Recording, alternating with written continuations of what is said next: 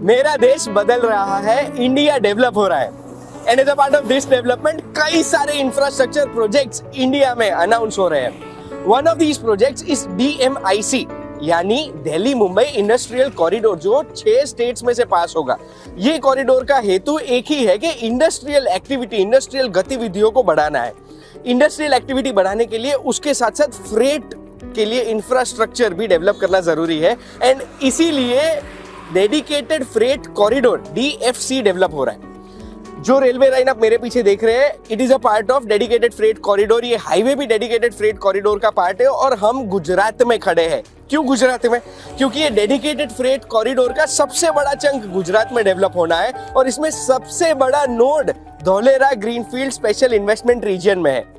एक चीज हिस्टोरिकली हमने हर बार देखी है कि जब इंडस्ट्रियल एक्टिविटी कोई भी जगह पे बढ़ती है तो वहां पे दूसरी एक्टिविटीज भी बढ़ती है और वो एक्टिविटीज बढ़ती है, उसके कारण से वहां जिसने स्टार्टिंग में इन्वेस्टमेंट किया है उनको उनके इन्वेस्टमेंट पे रिटर्न भी काफी अच्छा मिलता है।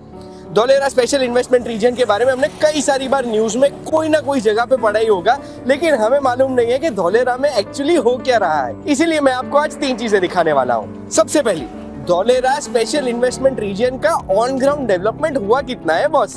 दूसरा, कौन कौन सी कंपनीज ने ऑलरेडी वहां पे सेटअप कर दिया है या फिर सेटअप करने वाली है। और तीसरा, एक जो ये डेवलपमेंट हो रहा है उसमें how can we be a part of that और हम इन्वेस्टमेंट करके ये ग्रोथ का फायदा ले सकते हैं। तो चलिए मेरे साथ। अभी हम जहां खड़े हैं इसे पिपली जंक्शन कहते हैं। पिपली जंक्शन पे एक एक्सप्रेसवे का काम चल रहा है जो आप मेरे पीछे देख सकते हैं और ये एक्सप्रेसवे अहमदाबाद और धोलेरा को कनेक्ट करेगा।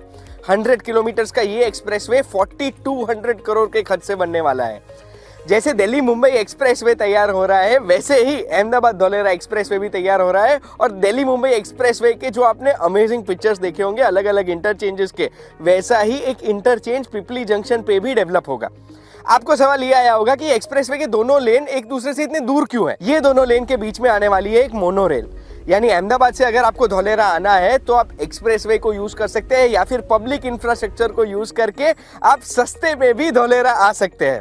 यहाँ से मैं आपको लेके चलने वाला हूँ गुजरात के सबसे बिगेस्ट इंटरनेशनल कम पैसेंजर एयरपोर्ट की प्रपोज्ड साइट पे, देखने के लिए कि वहाँ कितना काम हुआ और एयरपोर्ट कब तक रेडी होगा। तो चलिए।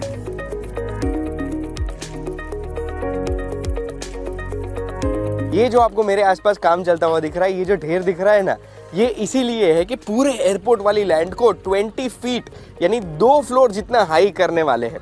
इससे क्या होगा, ये एयरपोर्ट फ्यूचर प्रूफ बन जाएगा और हाइट पे होगा तो फ्यूचर में कोई बात की दिक्कत भी नहीं होगी। रनवे का काम भी स्टार्ट हो गया है, आप ये देख सकते हैं।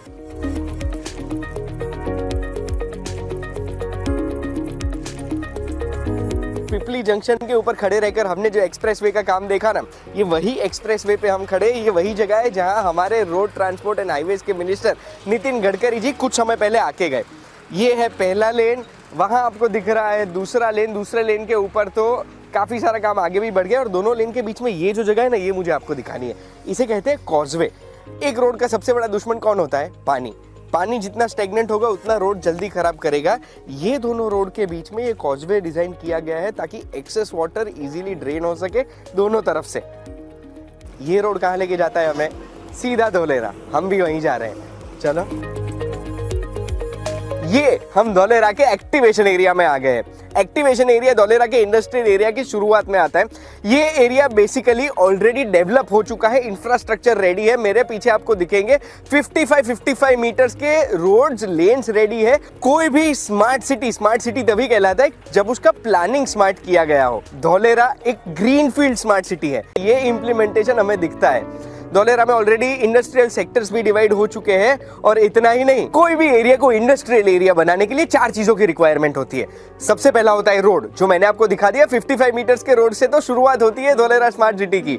दूसरा होता है इलेक्ट्रिसिटी। इलेक्ट्रिसिटी में मैं आपको बताना चाहता हूं कि पूरे धोलेरा स्मार्ट सिटी में कहीं भी आपको इलेक्ट्रिसिटी के तार नहीं दिखेंगे। तो इलेक्ट्रिसिटी आती कहां से?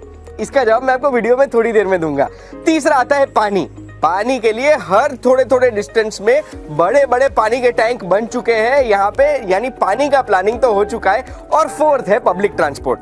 अरे पब्लिक ट्रांसपोर्ट की जरूरत तो पड़ती है ना, वर्कर्स फैक्ट्रीज कैसे जाएंगे। मैं जिस जगह पे खड़ा हूँ ये एक प्रपोज्ड बस स्टॉप का साइट है। ऐसे बस स्टॉप आपको पूरे धोलेरा सिटी में हर जगह थोड़े थोड़े डिस्टेंस पे दिखेंगे। फैक्ट्रीज दिखाने लेके जाऊं मैं आपको, उससे पहले बताना चाहता हूं कि पूरे धोलेरा में पॉल्यूटिंग इंडस्ट्रीज अलाउड ही नहीं है। अब कौन कौन सी फैक्ट्रीज ने साइट ऑलरेडी स्टार्ट कर दी है वो देखते हैं। चलिए अगला सवाल, धोलेरा में इंफ्रास्ट्रक्चर डेवलप हो चुका है ये तो सब जान चुके हैं, लेकिन क्या फैक्ट्रीज ने आना शुरू कर दिया है? तो इसका जवाब है हाँ। थोड़ी देर में मैं आपको दिखाने वाला हूं धोलेरा का सोलर पार्क। वो सोलर पार्क में 400 मेगावाट की सोलर पैनल्स लगाई है टाटा ने, और टाटा को 1000 मेगावाट सोलर पैनल्स का कॉन्ट्रैक्ट ऑलरेडी मिल चुका है। लोकल्स के कहने के अनुसार ये प्लॉट फॉक्सकॉन और वेदांता के सेमीकंडक्टर प्लांट के लिए अलॉट हुआ है।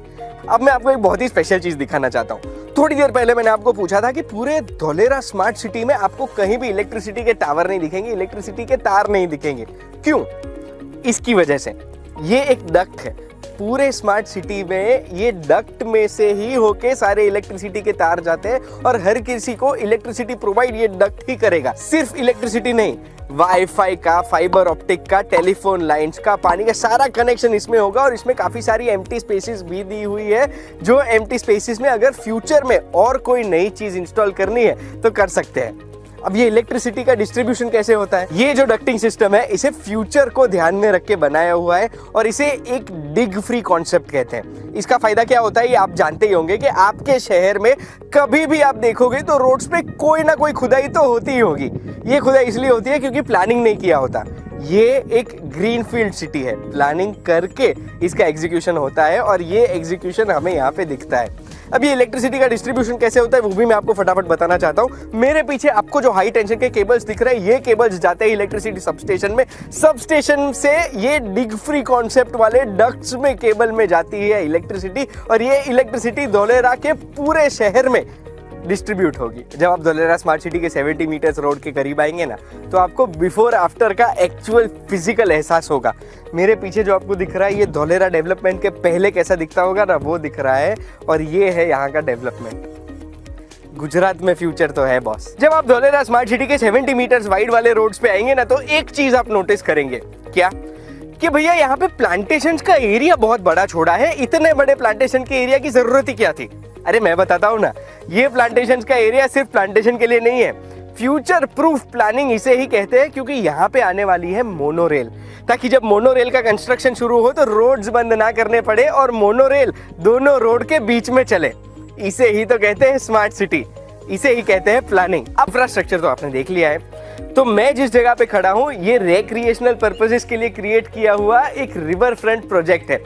धोलेरा स्मार्ट सिटी में कोई नेचुरली अकरिंग रिवर है नहीं, बंजर जमीन है, पर यहाँ पे 14 किलोमीटर लंबी एक आर्टिफिशियल नदी तैयार की गई है, जिसके बगल में 6 किलोमीटर लंबा एक रिवर फ्रंट पार्क तैयार किया हुआ है। ये रिवर फ्रंट पार्क में गजीबोज है, प्लांटेशन है, वुडन पैनलिंग भी किया हुआ है, जिससे एक बहुत ही क्लासी लुक मिलता है और धोलेरा स्मार्ट सिटी के सारे नागरिकों को यहाँ पे टाइम स्पेंड करने में मजा आएगा।